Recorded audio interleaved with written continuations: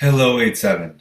I hope everybody had a great weekend and ready to get into the iSearch with a few other activities this week.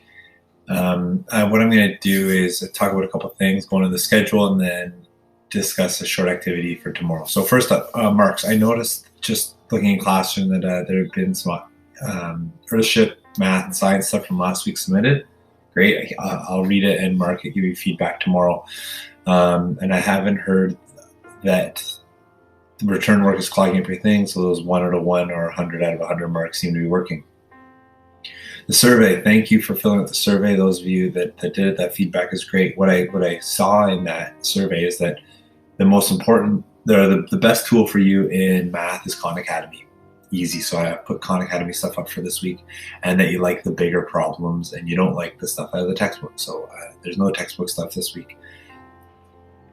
I also saw that people are kind of coming along with their iSearch ideas, which are not due yet, maybe by Friday, but we'll talk about that later. So on to that, if you go into your stream, you'll see this post, this video, when I make it will be added. And here's the schedule. So this morning, Tuesday, you've got 2 iSearch activities. Even if you're doing a narrative or the design, I want you to do both the activities for this week and then read the math assignment that you'll see posted. Don't work on it yet. On Tuesday, we're doing synchronous at 1 p.m. Where we're going to talk about the iSearch. I can't wait to see everybody again. And your research question and your format is going to be the focus of that. Also on Tuesday, there will be a math assignment video. So you can work on that assignment. You're either going to need to print it or fuss around, I think, on a computer with it a little bit. And then there'll also be a short science video with a short assignment that'll be on Wednesday.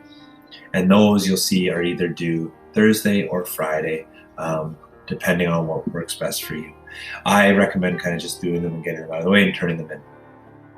From there, Thursday, there'll be a future activity. And what does that mean, future activity? Well, if you forward to Friday there, we're switching to 12:30. I know 1 p.m. was the time we'd agreed upon, but we're having a guest speaker. Her name's Heather Russick, and she works for a place called the Brookfield Institute at Ryerson University. And one of the things they do is focus on providing companies or cities or industries with projections on what the future is going to look like. And they have a few tools, ways to think about the future and ways to get people to envision the future.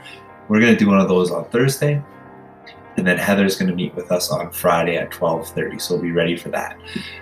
You'll be turning in those things on Thursday as well, and then on Friday I'll have a more rigid, what's your research question and what's your format that you're using.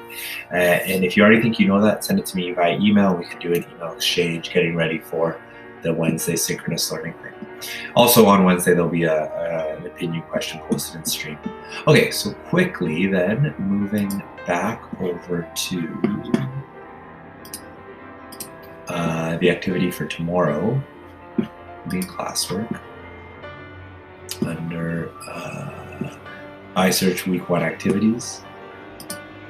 So what I'd like you to do is, if you are working, no matter what, I want you to do this. So what you need to do there is you're going to either need to write it out by hand, is we're going to take a picture and upload it, which is what I recommend. And it's a little hard to see. There we go. So when you start to think about your design, the first thing you want to find are problems that are worth solving. So this is just brainstorming.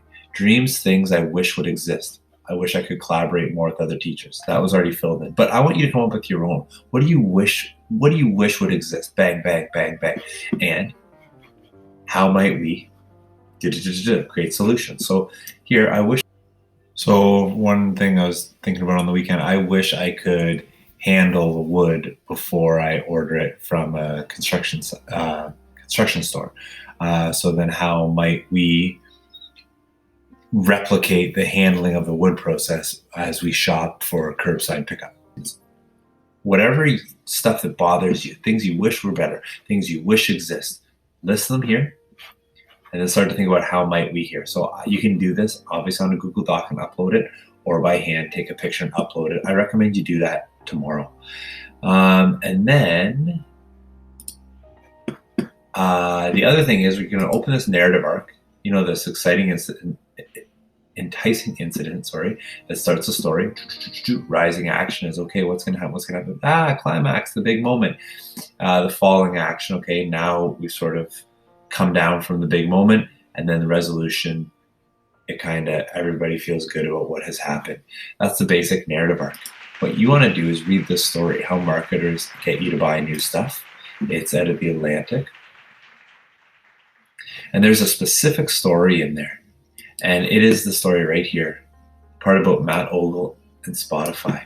I think you should read the whole article. It's a great example of narrative nonfiction, talking about the research of how we convince people to buy products, but woven together in an interesting narrative fashion. And I want you to focus on the story arc of that specific little one. Compare it to what was the enticing incident, what was the rising action, what was the climax, what was the falling action, and what was the resolution of that tiny little part that the author here, Derek Thompson, has included in his nonfiction narrative. Again, I recommend drawing out that story arc, filling in the little details, taking a picture, and uploading it. If you do both the design brainstorming and the narrative arc on the same page, take one picture, upload the whole thing, and you're done. All right, 8-7, that's it for today. I'll talk to you on Wednesday morning or via email if you want to send me any questions, especially if you've got some research questions you're thinking about. And then we'll talk about math and science in more detail Wednesday morning. And Wednesday at 1, we'll do synchronous learning again. See you then.